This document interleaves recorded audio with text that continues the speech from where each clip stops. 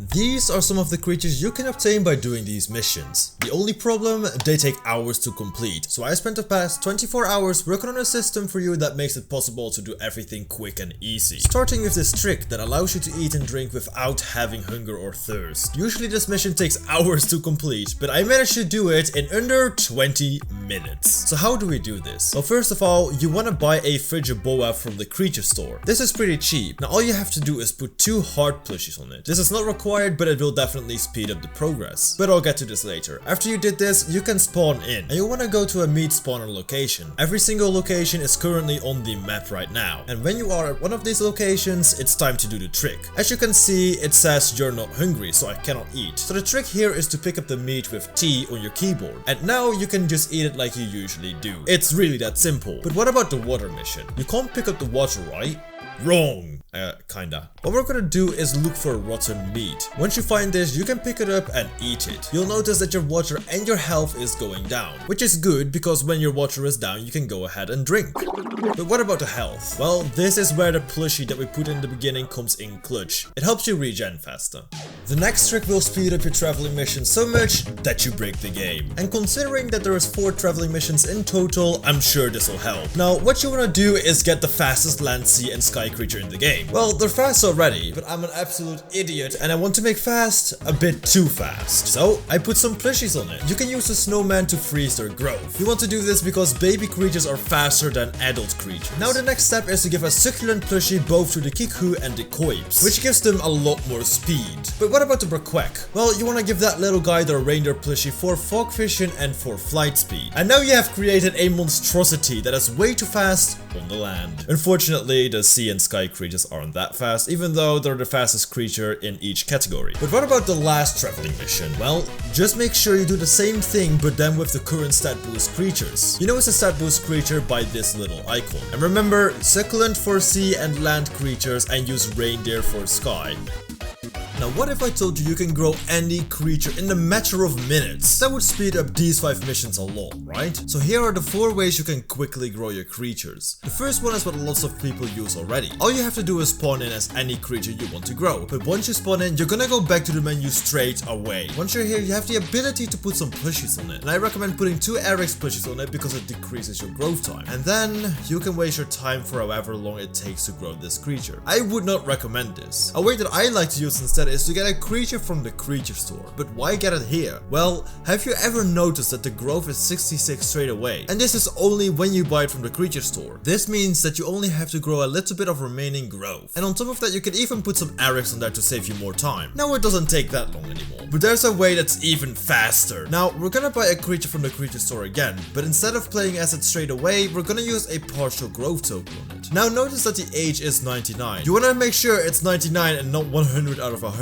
because then it doesn't work. Now you can still put 2 RX pushes on it to speed it up a little more, but when you spawn in you basically grow it instantly, so it's not really needed. So what if you use a max growth token instead of a partial growth token? Well, as you can see, if you use a max growth token, your age is 100 out of 100. It will not work this way whatsoever, but there is a trick that you can use to change that. But this requires us to abuse a mechanic that the developers added themselves, and I know for a fact that everyone hated the system at some point. So what you can do is biting someone once as a fully grown creature. Then all you have to do is leave the game, and after doing that you can rejoin another server. And when you do this, you'll see that your creature age went down. Now you can choose to use either a growth token or just growing it spending some time, but either way it will count. Oh, how the tables have turned for the logging penalty, huh? For the next following 9 missions that I couldn't categorize, I have some great tricks that can save you hours. Let's start with the applying a total of 500 bleed or poison combined. It sounds quite painful until we realize we can save hours of time by using...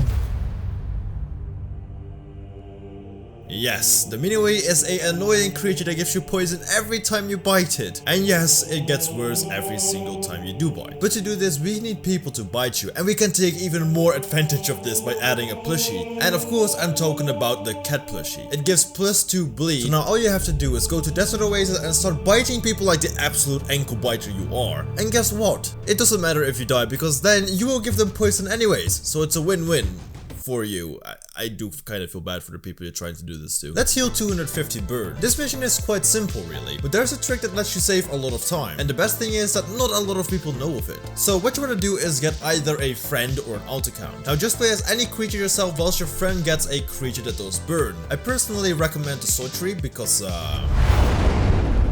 now just meet up with your friend somewhere close to the water. Now all you have to do is get your friend to use your fire breath on you. This will do enough burn to do the mission quickly, but you still have to heal it off for the mission. Now you could just lay down or cower, but I do not recommend this whatsoever. Instead, go into the water. You can kind of see what I'm getting at right now, right? So once you're in the water, just cower. Due to the game's mechanic, you can heal burn faster in the water. And now just repeat this with your friend until both of you have completed the mission. The experiencing weather missions can take up a lot of time, but the following tricks will completely eliminate all your waiting time. So there's 3 ways you can use to get a weather event to happen. The first one is spawning in as a stat boost creature and just waiting for one to spawn. Yeah, this is kind of boring, but we can speed this up a little. And all you need to do is get an alt account with a Kiki or a Yanisha. The reason why you want to do this is because it has an ability that has a small chance to spawn a weather event. Now all you have to do is press Q and hope a weather event starts happening. But in case it doesn't work, there's another way. You can use a Stormbringer token. Yes, I myself can't even believe that this token is useful for once. But after using it on your alt account, you'll notice that a weather event is playing. Just do this 5 times for the mission and you should be good. Now let's look at a trick that I found that will allow you to do the warden missions quicker than you can hit the subscribe button. Anyways, the best way to do these 2 missions is quite simple. First, spawn in as one of your wardens of choice. There's currently 6 in the games you can choose from, so this wouldn't be that hard. Anyways, after you spawn in, grow your warden to Elder. At this point, get one of your friends that also wants the warden. Tell him to grow the warden to age 100 and then let your friend kill you. Now what you want to go for is a repeating circle that kind of goes like this. You use your growth token on a new warden, then you meet up and kill your friend. Then your friend uses a growth token on his new warden, and he kills your warden.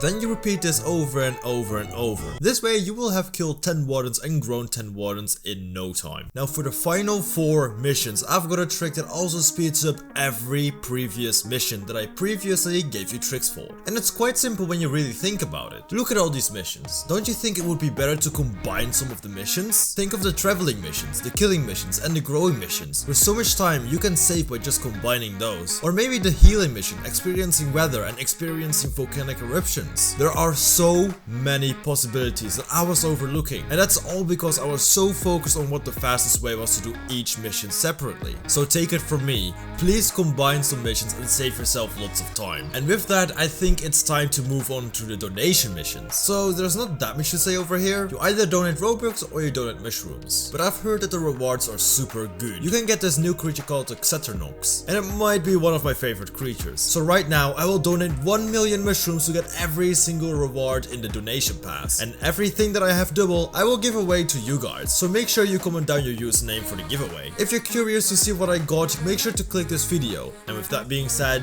I'll see you in the next one. Bye bye everyone.